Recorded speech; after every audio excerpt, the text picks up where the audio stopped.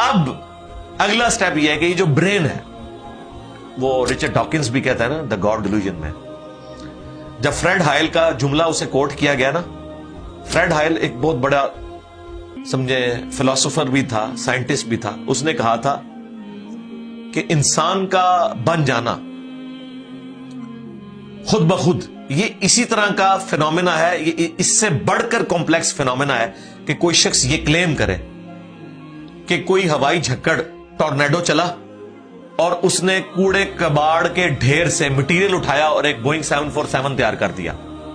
یہ دنیا کا کوئی پاگل بیوقوف آدمی بھی یہ بات نہیں مانے گا، اس کو چھوڑ دے، ایک بال پوائنٹ بننے کو کوئی نہیں مانے گا۔ تو اس نے کہا اس سے کمپلیکس چیز انسان ہے، اس کو تم یہ مانے ہوئے کہ خود بخود مان گئی ہے بغیر کسی برین کے۔ اچھا، تو اس کا جواب آپ کو پتا ہے رچرڈ ڈاکنز نے کیا دیا؟ اس نے ایک چیپٹر بنایا، اس کی ہیڈنگ رکھی دا الٹیمیٹ بوئنگ 747۔ اس نے کہا پھر سب سے بڑا بوئنگ 747 تو گاڈ ہے۔ آپ یہ کہہ رہے ہو کہ انسان اتنا کمپلیکس ہے کہ خود بن نہیں سکتا کسی کے بنائے بغیر، تو جو اس کو بنانے والا ہے وہ تو اس سے زیادہ کمپلیکس ہے، وہ تو الٹیمیٹ بوئنگ 747 ہے۔ اگر اتنا مشکل انسان ڈی این اے اسٹرکچر والا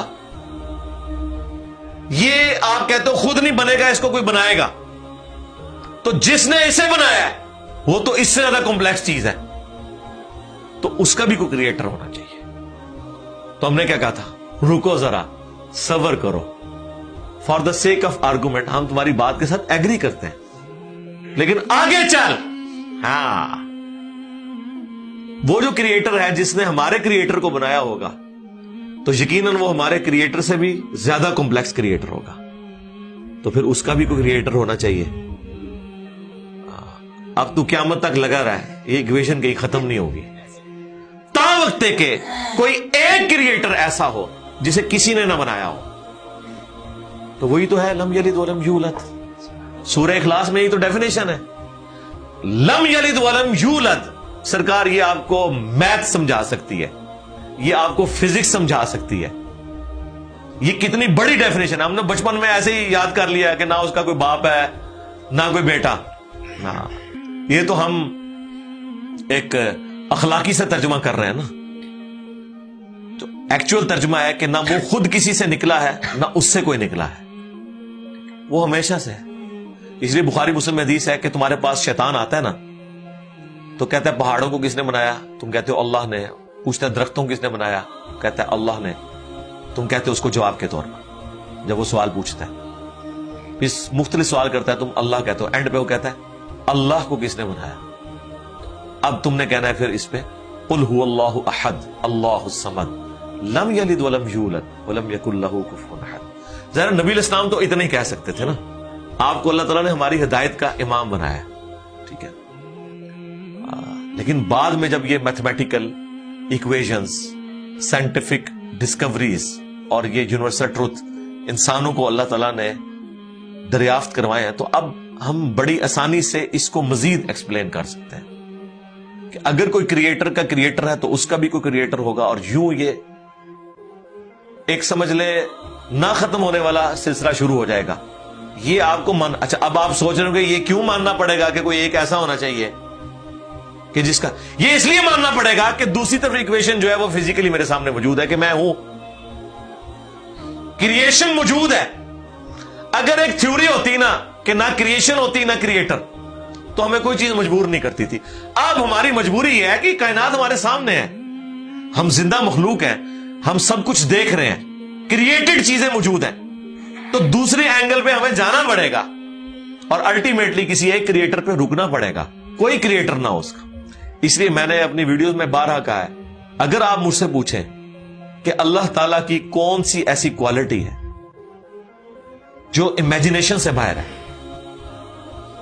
جس کی آپ کو مثال بھی نہیں بیان کر سکتے۔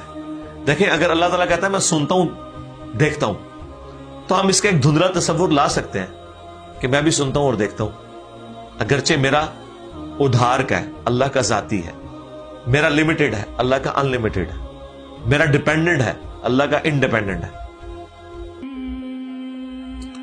ہر چیز کو آپ امیجن کر سکتے ہیں، لیکن اللہ کی جو یہ کوالٹی ہے کہ وہ ہمیشہ سے ہے، کبھی کوئی وقت ایسا نہیں تھا کہ وہ نہیں تھا. یہ ایک ایسا اندھا کنواں ہے, یہ وہ کانسیپٹ ہے کہ جس میں آپ غرق بھی ہو جائیں آپ کو اس کا کوئی سرا نہیں پکڑائی دے گا. ٹھیک ہے, اور یہ اللہ کی ایسی کوالٹی ہے. بہرحال یہ کوالٹی تو ہم اللہ کے ساتھ شیئر نہیں کر سکتے, لیکن جو اس کی دوسری کوالٹی ہے کہ وہ ہمیشہ کے لیے ہے, اس نے دیکھیں آپ کو شیئر کر لیا اپنے ساتھ. خالق اور مخلوق کے فرق کے ساتھ ہمیشہ کی زندگی اس نے جنت میں آپ کا مقدر کر دی ہے. یعنی وہ کوالٹی تو شیئر نہیں ہو سکتی کہ ہمیشہ سے ہو, لیکن ہمیشہ کے لیے ہو, یہ اس نے آپ کو دے دی ہے. دیکھیں یہ وہ کنسپٹ ہے جس کے بعد آپ اللہ سے محبت کریں کہ دیکھیں وہ اکیلا تھا, اس نے اپنے ساتھ آپ کو شریک کر لیا, اس اعتبار سے کہ خالق اور مخلوق کا فرق تو ہے, لیکن اس نے دیکھیں آپ کو کیا کیا نعمتیں جنت میں دینی ہے. آپ خواہش کریں گے وہ چیز آپ کے سامنے آ جائے گی. اسی کے لیے میں نے وہ منی گاڈ کی ٹرم ڈیوائز کی تھی خالق اور مخلوق کے ساتھ سمجھانے کے لیے. اور اب سے اس سے بڑی بات یہ کہتے ہیں یہ جی وہ جنت میں تو آپ دعا کریں گے تو آپ کو ملے گا, خواہش اور کن فیکون نہیں ہوگا. سرکار خواہش ہی ہے, اور آپ تو بات ہی نہ کریں, آپ تو اپنے بابوں کے لیے دنیا میں یہ کہتے ہیں نگاہ مار کے کر دیتا, تسی دنیا نگاہ مار کے کر دو دعا بغیر. کبھی آیا کہ عبد القادر جیلانی نے دعا کی تو مردہ زندہ ہو گیا؟ کہنا نہیں کیا, اٹھ کن فیکون تسی دنیا کے منے بیٹھے ہوئے ہو, سانو جنت ہی کن فیکون کے اوپر تم جو ہے وہ کہتے ہو کہ یہ شرک کر رہے ہیں. تمہارے سارے بابوں کے بارے میں تم یہ دنیا میں شرک مانے ہوئے ہو جو ہے ہی سب کچھ جھوٹ ہے. ہم تو آخرت بتا رہے ہیں کن فیکون اس اعتبار سے کہ آپ کی خواہش کے بعد وہ چیز آپ کے سامنے آ جائے گی. چاہیں تو اشاروں سے اپنے کایا ہی پلٹ دیں دنیا کی. ہاں یہ حال ہے خدمت گاروں کا سرکار کا عالم کیا, اشاروں سے, دعاؤں سے نہیں.